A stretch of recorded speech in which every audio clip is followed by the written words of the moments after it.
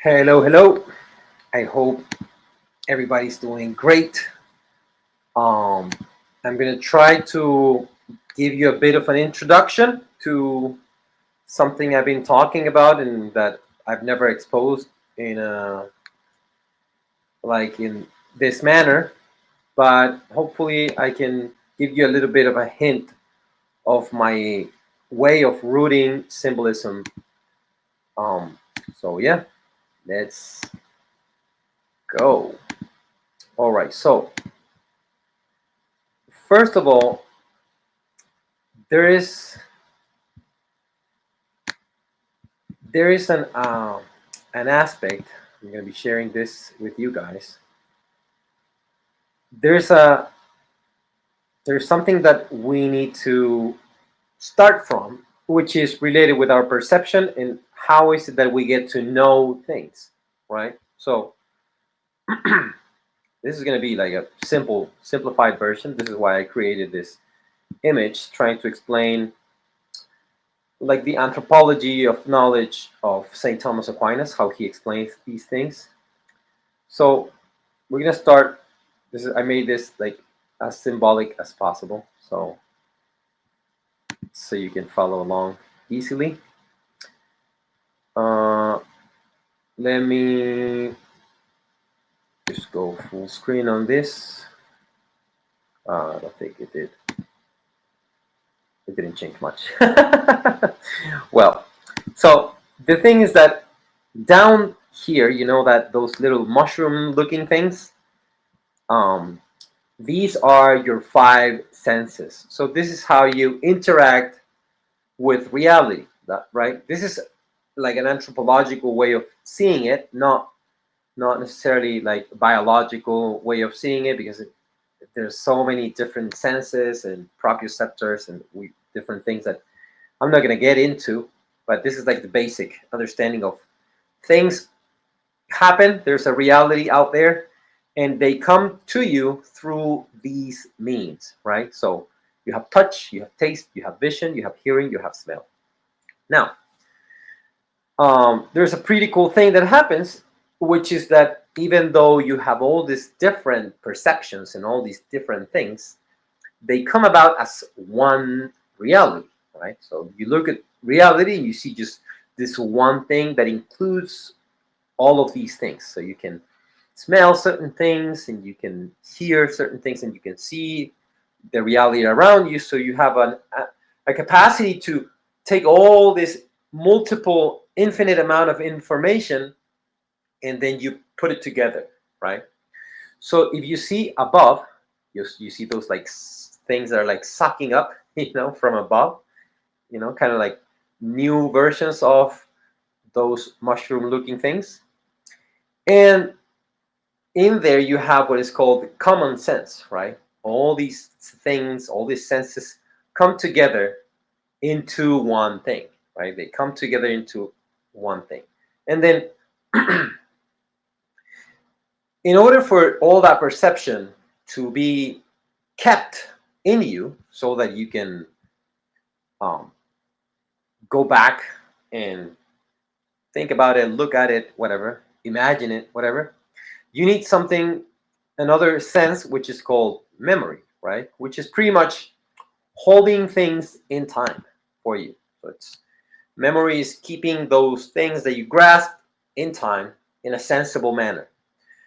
And then you have images of those things, images not only in the sense of vision, but in every sense of like just having a sensible way of recollecting and going back into these things that are in your memory, right? Through like you can visualize certain things and you can like maybe remember a smell or like whatever. And then you have the cogitative sense, which is a bit like the most complex one, but it's pretty much a way of almost before reasoning. It's like before the capacity of reasoning. It's like a sensible version of it, so you can have a certain sensitivity towards the intentions in things. So the like almost like you can sense the telos of things, like that dog is angry, maybe he's gonna bite me, maybe like all these things you can like have a certain kind of intuition, like you can have like an estimation of relations between things, but it's at the sensible level, so it's not at the intelligible level. And all those things are pretty much together. So this is why I make this like dome looking thing above, you know, because you see like all the gold that these senses are grabbing, it's like they are grabbing actually like what is essential in things. Like it's grabbing it through the senses. You're connecting with the essences of the world through your sensible means. So they're going up as gold, that's with dirt. So you're grabbing it up and you're cleaning it up. That's the process like of abstraction. You're abstracting from the earth, from reality, from material reality, something closer to what is spiritual, right? So as you can see, the the whole thing is one dome, so it's one common sense, right? And then things are grabbed in time, put in time. They are kept through memory, right? They are kept there, and that's memory. And then you have things that have certain relations between them and within them, and that would be like the cogitative sense. And all of these relations and all the memory and all of that, it's put in such a manner that creates an image of what's there. Those images, or that image, is they're called phantasms, or a phantasm is the sensible image that you create. And then from there we go into the spiritual realm. So down here you see you have the sensitive, material, particular, everything that is down here. And then above it, you have everything that is intelligible, spiritual, universal, right? So you have something that is called the active or agent intellect, which is the one that is like illuminating and like abstracting, grabbing from all that you grasp through your senses, and is being able to capture, in a sense, like abstract, like remove all the sensible things and grasp what is called the intelligible species, from reality. So down here, you touch, you have touch, you touch fur. You don't have to taste it, but you can see that it has certain shape, and you hear that it barks, it goes wow, ruff, ruff, whatever. And then you smell, and it smells like something. And then all that goes together, and then you can, what is it that you're gonna grasp up here? You're gonna grasp that thing that makes it a specific kind of being, right? Whatever you perceived, whatever you saw there. And then you have your passive intellect. So I made it like a dome in which these intelligible species are put kind of like in a star, like in the stars, like things put separate in certain relations. So you can think about these things, you can like analyze it and make it like reason between them and all of that. And then out of that, you're gonna give birth to something that is a mental verb or a mental word, or you can call it a mental logos, right? For the people that love Greek more. And that's a concept. And you're gonna give birth to that word. And that's pretty much why you have the word concept, which is related with conception, giving birth, right? But you don't get to know what a thing is merely in the process of abstraction. So you're going to be grasping things from below, from sensible, earthly, material reality. It's going to be more and more abstract, and then go up into the world of the spiritual through your, like, you have spiritual capacities, like your intellect and your will, and you're going to grasp this concept. But then this concept has to be contrasted to the sensible.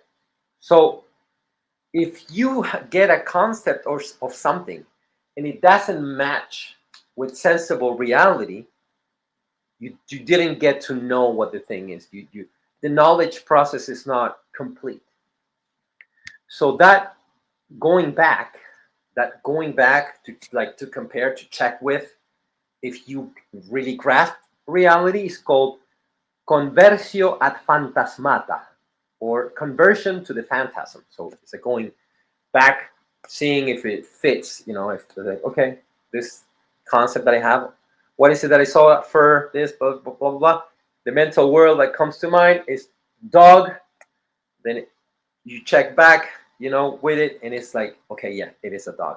I was able to actually conceive of something that is real. It's out there, and yeah, it's a dog. Okay, so why is this important? Well, because one of the things that happens when we're talking about symbolism is that many people will have the tendency of avoid all this process. They want to just go up here. It's all happening up here. It's just an intellectual thing. It's a reason thing.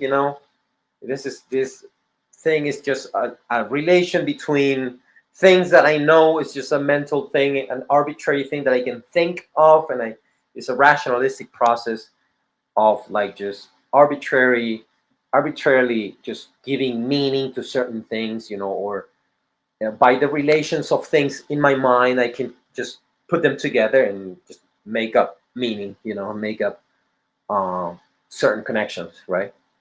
But I don't do it like that because I love St. Thomas Aquinas and I love reality, so I'm a realist. So I think it starts down here on earth, on material, actual reality, the one that we experience all the time, right? So that's gonna be one aspect, and now I'm gonna give you a bit of something else, which is very important, which is a web of like rooting that I have for for symbols. So I have this crazy web of things that it's not going to be easily understood if I don't explain it. It's going to seem arbitrary. But we can go into the most simple of things. So every being, every created being, it's a composite. So it's a composite in when you have a material being, a dog, to keep going with the example, you have a composite between form and matter.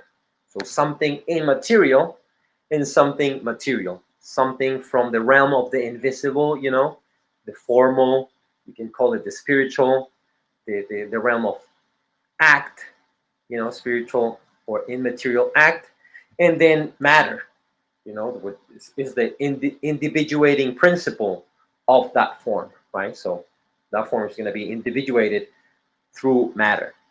That's material composite beings. Now, I put the word symbol here because symbol, as etymologically speaking, pretty much means composite. The prefix sim means to unite, to put together. The prefix com, like com, means, or com or con, the same with sym or syn, like synchronicity, for example. I don't know if it's with y or with I, but you get the idea. That sim or sin, Greek, com or con, Latin. And it means the same things, like unite things that go together. And bol comes from balo or balein, which means to throw. You throw things into unity. And posit is to put, right? So you put things into unity. So etymologically speaking, they pretty much mean the same things. Things that are different come together into one thing, right? In this case, the form, the act, an immaterial aspect unites, it comes together as one thing with matter, right? So it's a composite being that is a material composite being. Now, you have spiritual beings. So spiritual beings, like an angel, it's gonna be a composite of spirit and spirit, right? So it's gonna have a spiritual potency, which means a specific spiritual limitation, right?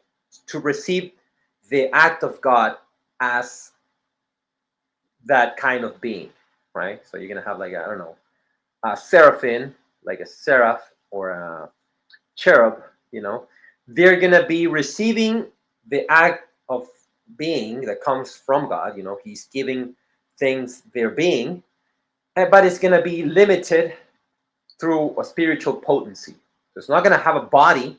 There's gonna be its body. It's not gonna have matter because it's not material, but it's gonna have a spiritual potency, which is gonna be a spiritual limitation. That's gonna say like, yeah, you're this kind of angelic being.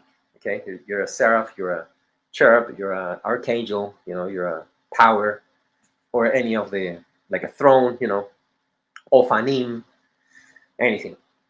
So that's what's going to be an angelic being. Now,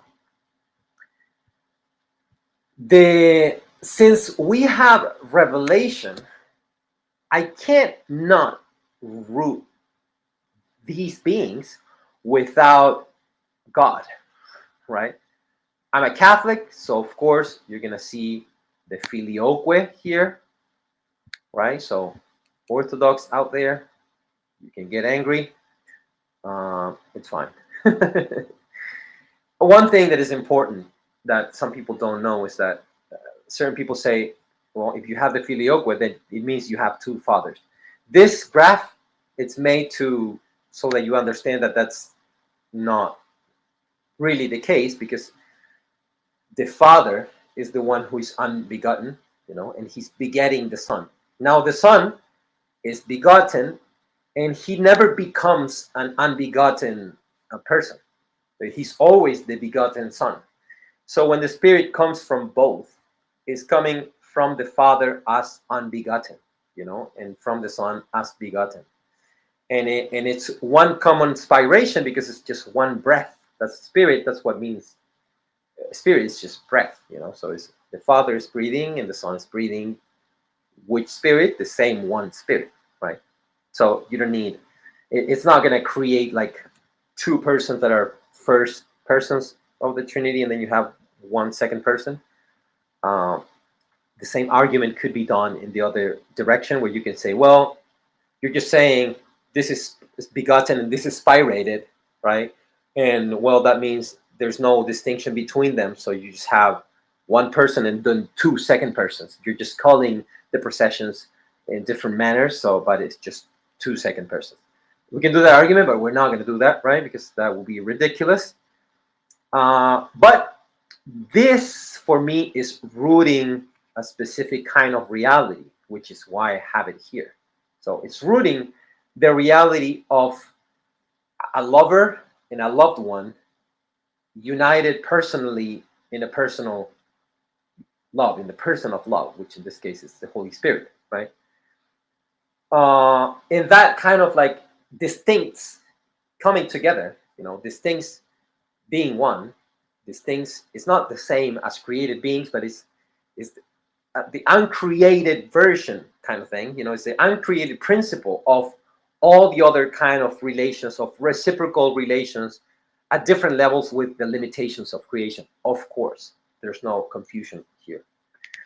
Now, and I have to root created reality in the alpha and the omega. I have to, because I have revelation. I'm not a philosopher that that doesn't have revelation. I do have revelation. And Jesus Christ is the principle and the end.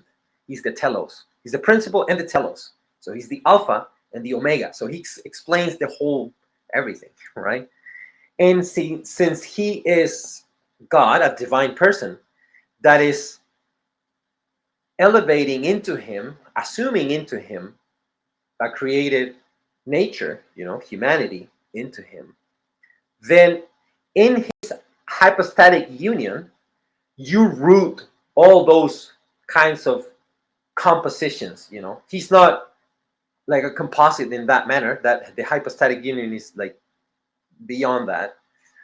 But then he's the root of that, because he's the alpha of that and the omega of that. So he's just, he explains like everything that comes later.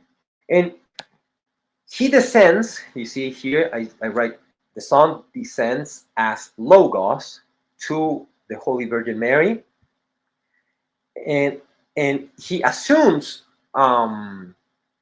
human nature up to him through her, right? She covers him, like with her flesh, and then the Holy Spirit covers her. Now, in creation, you see that you have creation here. In creation, Jesus Christ, the Son, he descends as Logi. So he gives Logi or Logoi, like participations in him through creation. And the Holy Spirit, of course, covers creation too. So he covers the Holy Virgin Mary and he covers creation, like the Holy Spirit was hovering above the waters and all that understanding. And now we have this that I haven't made all the connections, because then you will go crazy, but very important is rooting, being able to root everything, all this way of sacramentally, like all the sacramental reality, the sacramental way of seeing creation. You have to root it also not only in the logi things, but in the sacraments themselves, which is the Son being present sacramentally. So you don't have this image. It can be like tricky, because you see one Son here and then one Son down here. It's the same Son. I'm not trying to make two sons. It's the same Son that is sacramentally present here. And then in Mary, you can even add him. You can add like another layer and put the Son incarnate, present in the history of humanity, in creation and 2,000 years ago and all of that. So this is the rooting. This is at the core of what is rooting everything else. So everything else that comes, you need that. I mean, I need it because I have faith. Like I said, I'm not a philosopher that is starting from scratch, and just thinking things through, but I'm actually taking into account revelation. Okay, so in a sense, if we see Jesus Christ as the Alpha and the Omega, when he comes into creation through the incarnation, then you can see that, which we actually do see that, as the year's zero. That's the Alpha and the Omega moment. That's from there forward, backwards, and everything. It's just, that's the point of separation between the times and between everything, because he's in the point of union also. So then if you think like that, then you understand that creation, the reason for creation, as created, not as thought just for God in the ultimate sense, it's seen in the highest form, it's seen in the highest level, at the highest level of participation in the Holy Virgin Mary, right? Because God is like sitting in reality in her, being inside of her as a Ark of the Covenant. So then she's gonna be rooting all the material aspects of reality and all the created aspects of reality. So that's why I put roots part of like all these other things, right? Now, this is the this is the difficult part, is that all the creatures, are created out of nothing from divine ideas. So, as every creature is participating in God. That God conceived of an idea in, like, let's say, the idea of a horse, which is God knowing himself simply as participable as horse. So whenever he creates a horse, he creates it in a limited version according to that divine idea, how he can be participated as a horse. But the particular horse is not the full extension of the idea of, like, horseness, right? So every created being, it's created by God, and it has that connection, that ontological connection that is rooting him, and always that being is always having being from God. So it's always connected with God. This makes created beings have certain specific qualities that are connected with certain things that are in God super eminently and simply, as a pure perfection, right? And God is at the level of pure perfection, and in us, we have it at multiple levels, but as participations in God. So it's not the same. There's a disproportion within created beings and all of that. So now let's go into human, right? Into a human. So you have here symbol composite human being, right? It has spirit, it has matter. So of course, we are a composite of a spiritual aspect, our soul, and then matter, which is our body, right? You know, as a human, you have a material, sensible aspect. So it says has, perceives through, composes, creates. This is difficult. This is why when people try to criticize what I'm saying, they don't even know this because I never explained. This is the first time I'm explaining a bit of this, right? And it's very difficult because I've been thinking about this for a lot of time and a lot of years, and it's not that easy. So a human being has personal, external, and internal senses, right? And it perceives being through them, right?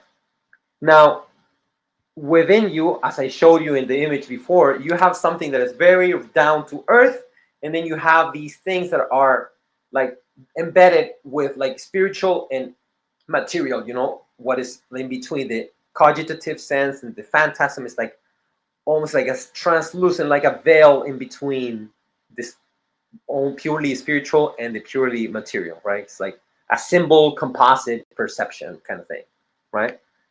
And then you have the personal intellect and will, and you think, you grab the concept. It's the same. This is the same image, but made a bit simpler, right? It compares the concept with the sensible image, right? So you go down into your inner sense, and it compares, and it completes the process of knowing something.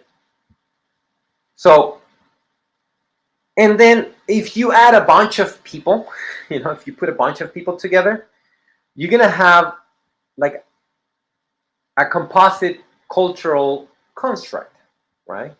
Which is gonna be related with personal intellections and conceptions and created things by people, you know. Uh, and that symbol is going to be, those things are going to be created, in a sense, they're going to emerge, for lack of a better word, from collective social senses, imagination, collective images and experiences and all these things, and they're going to come together through also a collective of wills and understandings and blah blah blah. That's how you get these cultural constructs and cultural symbols, right? That they are explained by a myriad of different things in relation. And of course, you have another kind of symbol, which is a symbol as a composite art, something that is tech technically made, right? Techne. So a human being can compose or create something that is made of matter. You have matter down here, and also through a concept idea, like an image that you have of something, and then you put those together, and then you can make a composition, a piece of art, architecture, a crucifix, an image of the Virgin Mary, whatever. You can make that composite art thing, that symbol that is actually just made up, right? That symbol, it's gonna inform your external senses also. So it's gonna be it's gonna become a creative. It's a creative thing, of course, because it's a composite of a bunch of creative things: wood, stone, whatever things that you're putting it together. But now that thing, as a composite, it's gonna be also being you're going to be perceiving it with your senses. You're going to abstract information from it as a symbol, right? So it has a certain relations and certain structures. Now, this symbol, it's related with everything else. This is the part that is important. If you take away any aspect, matter, let's say you take out matter and you take out how God thought about reality, how he thought about making reality related, how you're gonna have things that are gonna be up and down and front and this and gravity, whatever, or whatever, how God thought about reality and relations, and geometrical relations and distances and proportions and blah blah blah. If you don't have that, you can't even make this. You can't even have this. Like, this wouldn't even exist, right? So before speaking about a composite thing, it can be a word, like a written word, like a hieroglyph symbol, like like I said, a crucifix, or a cross, or I don't know, Buddhist symbolism or Toltec symbolism, whatever. You wouldn't even have that if you didn't have all the other things, and you wouldn't even be able to understand anything about what they are if you didn't have an actual intellect, and if you didn't have external senses and internal senses that can grasp the reality, that can contemplate and make comparisons between beings that are created by God, composite things that are created by us, relationality between things, structures. Like, you wouldn't be able to do any of that because this thing wouldn't be rooted in actual reality. It would be just rooted in just mentally, like I said before, just a mental thing, or just a bunch of constructions of mental things. I think, well, and where's the mental thing rooted in, you know? And now this is a part that is very difficult to speak about, because then we get into a whole another topic, which is very difficult. So, like, first is the sacrament, how the sacraments are related with everything else, how it makes us see God in creation in a specific manner, and then it allows us to see God as Logi in different manners, and it becomes, it's very difficult to unite all these things and make a map like this, because I'm going to be end up doing like something even more of a mixing of like uniting lines and things. It's a lot, so I'm not going to do that. Now, there is this one thing. Angelic beings, even though they don't have a body, they can act upon, they can influence reality. So they can act upon earth, matter. They can act upon bodies. They can act upon internal senses. They can act upon intelligence and even will, in the case of possession, for example, if you have a demon possessing you, they can act upon reality, because something spiritual has more capacity to operate things that are below them, right? They can do certain things below them. So now, symbolism cannot be rooted merely at the intellectual level, merely at the collective cultural level, merely at the material level, or at the level of composite things. merely, it cannot be rooted just merely as one of those separate. You can't, you have to take all these things into account. And I'm not even showing how the dynamism of this works, because that will be it would just be too much. I will have to like add a 3D software and maybe make this more like bigger and smaller. This being is more spiritual, like a higher level of like I don't know. This is a archangel, but this is a seraphim, so he's doing this, all the things. It's just too much. And this one is doing it at this level, and in this situation it's more psychological, and this other level is more cultural, and then at this level is more sensible, and this level is more intellectual. Like the dynamism between all these things, I can't make an image of that. It's like maybe if I had a team of people trying to help me do something like that, but personally I'm not going to do it, because I know I'm not capable of doing that. So as you can see, I have a whole network of things going on in order to see, okay, like I explained in a video with Patrick recently, that I was, of course, criticized by a semiotician because they just listen to one thing and they just want to criticize that because they are experts in science, right? They are experts in how meaning is conveyed.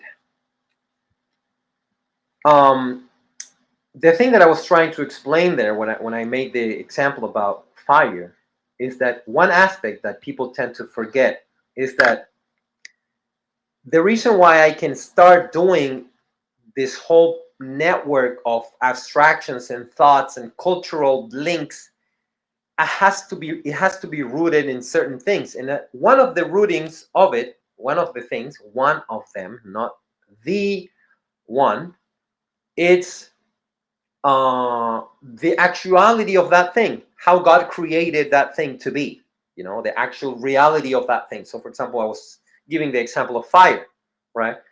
Fire has certain qualities, certain capacities, certain potencies, certain virtus, right? Certain potential things that it could be, and that it has those powers virtually, in like technical terms, using technical terms. I'm not talking about virtual, about like the internet and like technological. It's the virtus is a power. It's a power too that the thing has. So fire has the capacity to light up things, and when it lights them up in a specific manner. And our eyes have cones that can perceive that light through certain cones, and it's gonna get it by the very nature of the thing, by the very nature of me. It's gonna come out in a certain color. I'm gonna say there's gonna be, I don't know, let's say yellow and orangey and reddish, and depending the chemicals that are there, you can have blue fire, whatever. But you get the idea. So there are certain qualities in the fire, there are certain qualities in me, and then there are certain things that are going to be related with fire. So I gave you the example of, if you're outside at night in the cold, you are going to light up a fire, and that fire is going to make people want to get close to it. And what has happened in every culture is that fire is at the center of communities, right? It's at the center of warmth. Warm. I don't know if you say it like that. This English is not my first language, as you can tell by my accent. But it's going to have like something is going to be warm, then it's going to have related with certain colors, and it's going to be related with certain experiences. People are going to tell stories, people are going to sing, people are going to, things that people do when they're close together in a home. And then when you actually build a house, you can take that fire inside, So you're going to have a bunch of relations that are related with cultural things, and things that you do with your culture, and things that are happening psychologically, and things that are happening at the sensible level. But there is a common universal experience with fire, because all humans are humans, you know, and all fire is fire. And like reality is just reality. So there are certain things that are going to repeat in a very generalized manner across cultures, right? That's why you have like comparative religions and comparative symbolism between cultures, that they tend to have certain things that are like universally pointing at certain generalized things, because it's just the nature of things that are showing up. Now, the particularities, the specificities of those things are going to vary, and you're going to be able to access one or the other according to your relationship with those things, because you can gain access to that if you have the proper relationship or relationality with that thing, or you're not, or that thing is going to be close to you, it's going to be veiled to you, right? So if I look at a hieroglyph, for me is that thing is veiled. I can see certain images that are going to make sense in a very generalized manner, like an Ankh. The Ankh is going to show me like a cross figure. In a cross, I understand that a cross is something that is relating things in a specific proportionality. And then if it's more towards above, then I can see a relationship between what it's above and below, and all these things. And if I study a bit more, maybe I'm going to come up with more generalized things, but a bit more particularized, that are similar to things that are happening with our cross, the Christian cross, right? And they're going to be related with the Mayan cross, right? So you have the Ceiba, the holy tree of the Mayans, in which they usually did ceremonies putting a big, trunk of a tree, and then in the middle they will put another uh, part of a tree, like a big piece of wood. That one is going to show the verticality, the connection between Earth and the underworld, and above, this heavens. And then you're going to have this line, which is going to pretty much be representing something along the lines of time, right? And this kind of thing is going to have a very generalized, universalized manner of being understood in many cultures, across many cultures. And it's because of the way things are and the way humans are. That's why you're going to have this very universalized and generalized things, right? So now here's the fun part. So I'm gonna try to present this other thing. This one is in Spanish because I haven't translated it. Like all these things, I do it in Spanish and English, but this one I haven't done it in Spanish. So I'm gonna be translating for you. This is my semiotics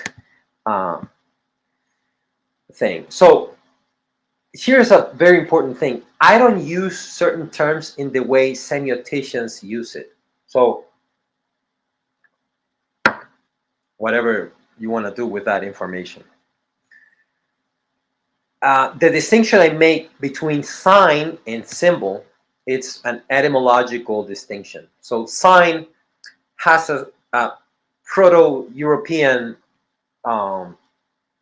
root, which is called sec, which is not the same as the root for sec, that means to cut, but it's a root, it's written a bit different, and it's a root for that gives you the Latin sequitur. That root of sequitur, which means to follow, or to, like, something that leaves a trace that I can follow, right? So there's a trace between this one thing and this other thing. I can follow that trace and follow up to something. I can follow it into something. I can sequitur that, whatever. Like, yeah, pretty much that. I don't want to go into. I need to do a bunch of translation in my head between Latin and Spanish and then English. So I don't want to confuse you guys, but pretty much that. So When I speak of a sign, pretty much I'm speaking of something that is pointing to something. It's leaving traces to something, right?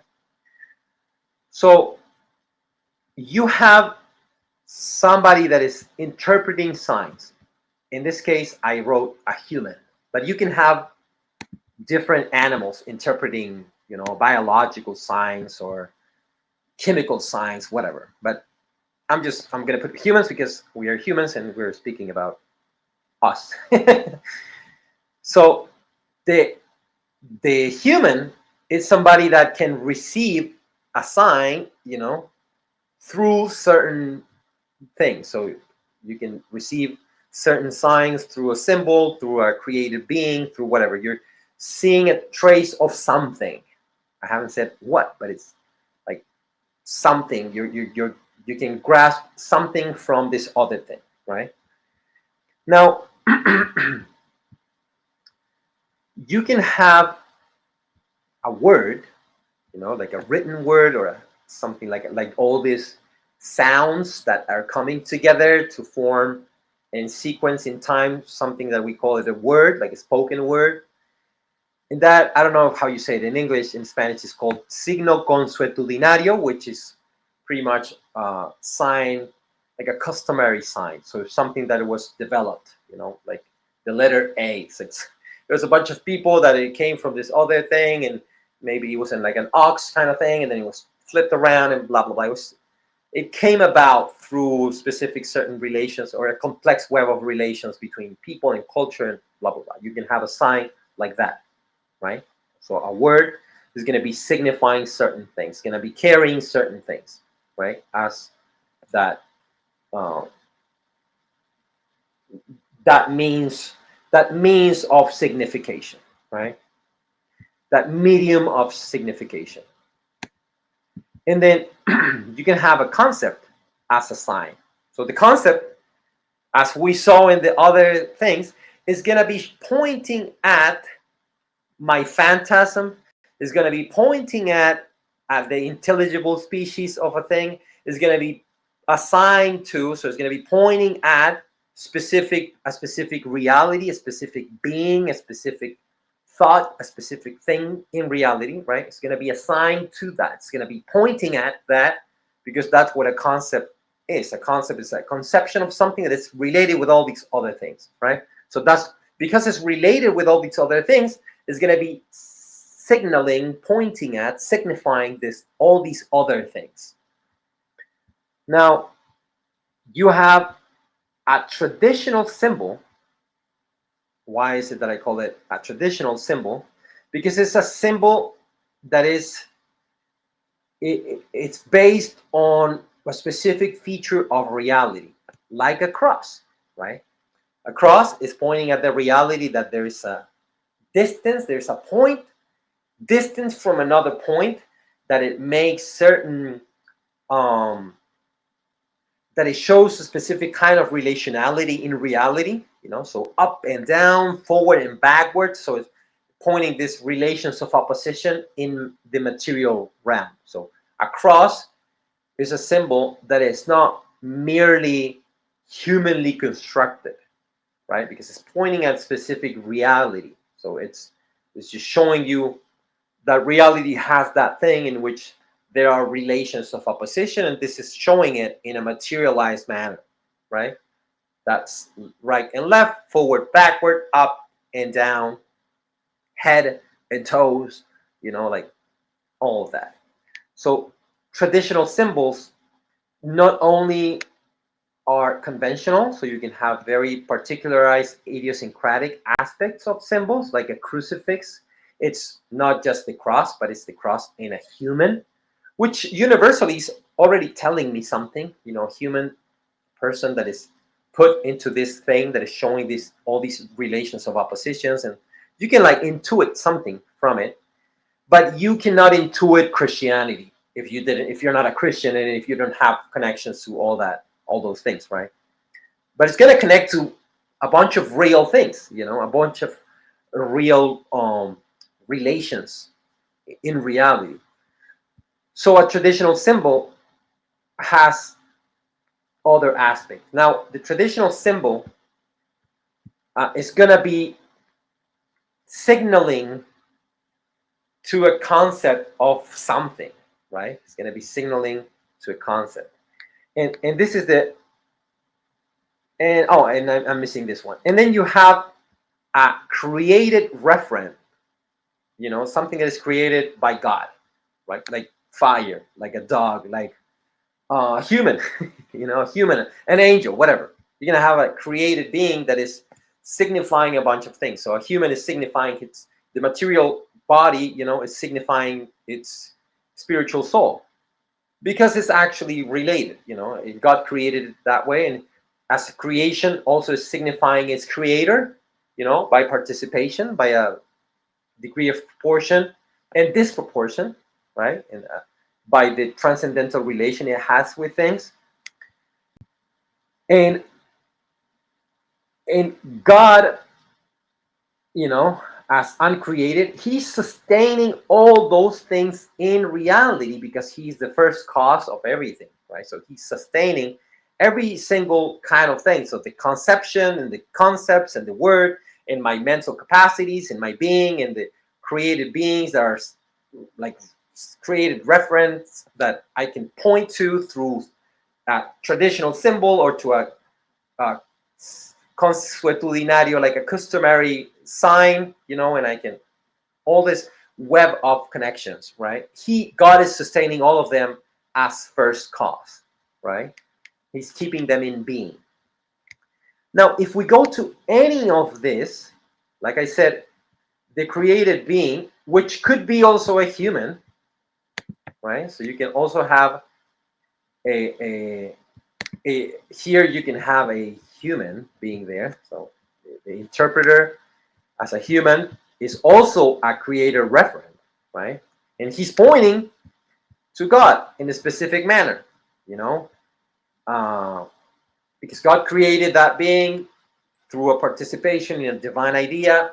So it's linking through that being. I can perceive by remotion, by abstraction, and by apophatic understanding of reality, I can grasp certain things about God that are real in God and perfectly present in God, but are limited, shown to me in a limited manner through a created being.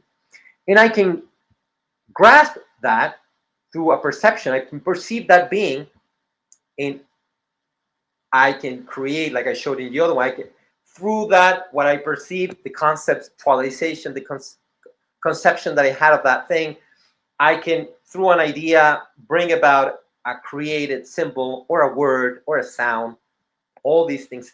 So there's a interconnected web of all these things, and it's very difficult to actually show the dynamics of this, because as an interpreter, you're receiving all these things. You're receiving words, concepts by yourself, by another, created beings that are showing you certain things, traditional symbols that are pointing at certain things. So there's a whole web of things, and then you have a created symbol or a created sign, like a word, and you're gonna also get conceptions of that. So you're gonna have concepts of those composed things by humans, and it's gonna retro, like feedback, have a feedback between created things and God and my mystical life, and like all these is a very dynamic and alive web of things that are being interconnected at different levels and at different degrees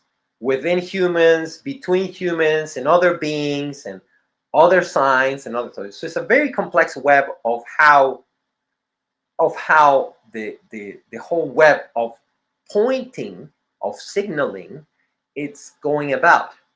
Now, why is it that things can signify certain things, meaning point at other things? Is because they have a kind of relationship between things, a kind of relation between things. So, like I said, the cross has specific geometrical relations that are going to connect with certain conceptions that I have about reality, with certain phantasms and images that I have about reality. And that connection is actually there. Like an actual cross, for example, if I draw a cross here, it's actually occupying a space in reality, which is in opposition, like one part of the cross is in opposition of the other part. So it has a relation of opposition. Relations of opposition in material realm can point me, if I study, let's say, theology, or I'm trying to understand theology in Catholic theology, we understand certain things about relations of opposition between the persons, like relations of opposition between Father and Son, and the Holy Spirit and Father and Son, and all of that. So that symbol, it's participating in a bunch of things, and it's related in a bunch of things by reason, by materiality, by a certain degree of proportionality, by a participation in God, by a participation in my intellect, in a collective it's a big web of many things. Plus, there are things in reality causing certain things that have certain capacities and certain virtues, certain powers that can cause certain things, and I'm uniting all of those things also with my conceptions and my thoughts and collective thoughts and blah blah blah. So it's a big web of things. Now, all those things, so you can make a big network of all these things, but you need to go back to um, seeing something um, something simple, which is you need to go back to yourself, right? So yourself, you are perceiving reality from you.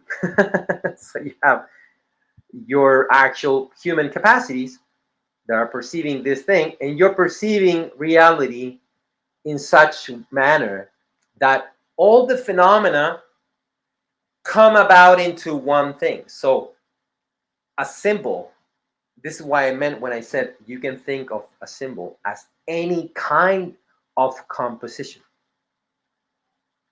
Any kind of composition.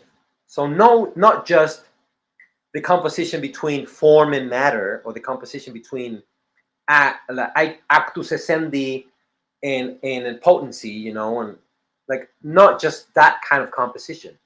You can put together, unite psychology with a created symbol, with a conception, with the activity of an angel, with the activity of a creature, all those things can come together phenomenologically to you as one thing. That's how you're going to experience it, right? Uh, all those things together, they're going to pop up to you in a unified manner. In that thing, it's going to be a symbol that is going to be capable virtually by virtus, by a certain capacity, certain power, that it's embedded in that factual phenomenon. It's going to be able to signify you all these other things because it's actually connected in all those multiple levels. So something that comes at you, let's say, for example, in the story of I think it's Job or Job. I don't know how you say it. We say Job in Spanish.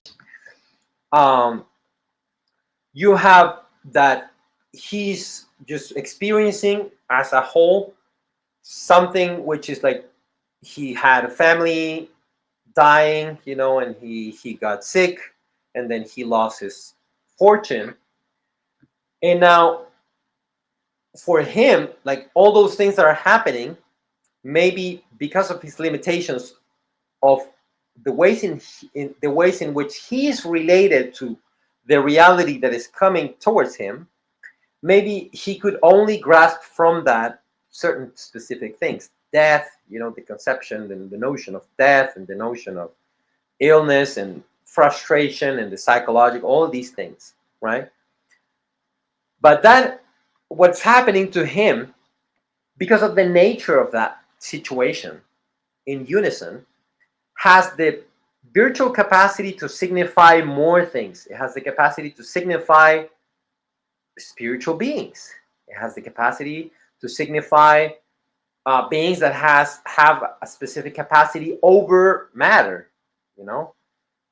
And if he went and God showed him what was happening, if he gave him access to all those other things, he could make the relations between all those things. He could be like, oh, okay, so this one thing that presented itself to me as a one situation, as a one thing, now it has the capacity to signify Lucifer, because he was the one doing all these things, and also has the, and now that I know more, it has the capacity to signify how God has a permissive will, and how, like, so now the situation that is happening to him has the capacity to signify more things, not only because he can grasp certain things, but because of the actual things that are in the situation and the things that are happening objectively outside of his understanding, and also by how he's connected to it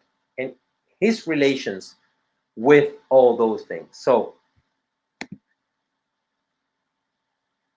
if you can see, the way I try to root all these things is not a one-sided thing. So I'm not just saying fire has the capacity to burn, and orange and yellow, that's why fire signifies home, and that's why fire signifies family, because the sacred heart of Jesus, that's why the fire, and it signifies the center, and it signifies the heart, right? To get to the sacred heart of Jesus, you need a whole web of relationships, but you can't take away the reality of fire. If you're trying to understand an image that has a heart on fire, if you take away the reality of what fire does, you're taking away the capacity to relate with that sign in a higher level. It's like taking away your phantasm. You can have the conception and you can have the intellectual memory and have that intellectually, but if you don't have a phantasm to go back to, you lost that knowledge. That's why you can get hit by something and just lose your memory, or you can get dementia, or you can get Alzheimer's and just lose all the things that you had intellectually known before, right? Because if you don't have the actual sensitive material thing, you're not going to be able to compare it back with your intellectual knowledge. So that's the danger I see in certain ways of explaining symbolism that take away the actual things and take away participation and take out, like, participation in divine ideas, and take away all those connections, and take away sacraments, and take away Jesus Christ, and take away the Holy Virgin Mary, and take away all the history of creation, and take all these things. When you start taking the roots of all these things, you start getting into just a web of relations, which is just relationism. It's just emergentism. Like, things are emerging, from a bunch of relations, and they are just popping up because they are relating. It's like, what is relating with what, and what is the principle of those things in relation? If you take away the principles of all of those things that are bringing about unified things, it's just relations of relations. What does relation mean? I don't even know, because it's just relation is embedded with a bunch of things that are intelligible. Okay, what are these things relating with? What is, you need one thing in relation to another thing. What is this thing? What is this one thing? And okay, you can say it's a thought and this is a cultural thing. Great. Now, what is their relation with these other things? Because these things didn't come about just out of nowhere. They didn't just emerge out of nowhere. They had a relationship with other things. What is the relation with those other things? Oh, intelligence, angelic activity, culture, historic situation. Great. What is the relation with from this thing with these other things that are related with that are anchoring all these two things that we were talking about in the beginning? Oh, because actually this thing happened, because that other thing burnt, because this other thing did this, So from that, because this was created by God, because God intended this thing to be like this, because he was going to bring about Jesus Christ, because he was going to come into earth. That's why he did it this way, and he did this other thing that way, because he was going to create the Virgin Mary so that Christ could come. So that's why he prepared all reality like this. So you can have all these things. And because Jesus is present sacramentally in this manner, so this is how God also can be present through the accidents of other things without being, like without losing his substance and blah, blah, blah. You can do all these networks of connections. But if you start taking and ripping apart certain aspects that are very important to whole anchor or reality at the very basis of it, you don't get to have symbolism. When Jesus Christ says, I am the vine, and you go, what is a vine? Oh, they don't exist. Then what is he saying?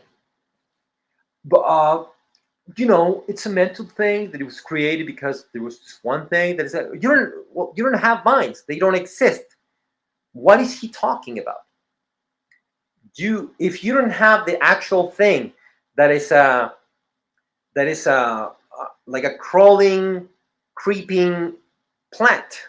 There's a creeping plant that grows certain things, that it lies out a bunch of networks, and that things that hang from it depend on these other things, the roots and the trunk and all these different things.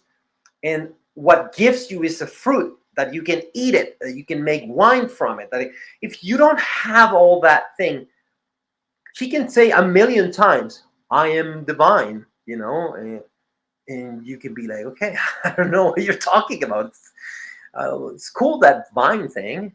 I don't even know what it signifies, because I don't have access to what is anything. Like, I don't even have a way to even think about it, right? You need the actual thing having a quality and a capacity and a thing.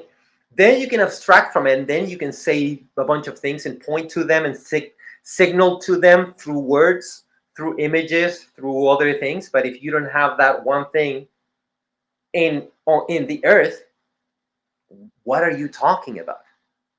Right? You can say, but what about unicorns? You can speak about a unicorn, right?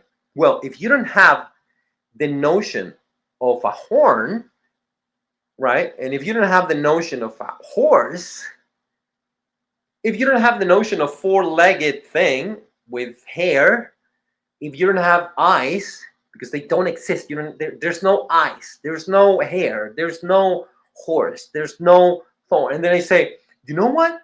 Unicorn. And you go, what is a unicorn? Oh, it's a horse. What is a horse? It's a four-legged thing. What is a four-legged thing? Well, it has eyes and it has hair. What is the eye? What is hair? What are you talking about? I don't have access to whatever you're saying, because it doesn't exist.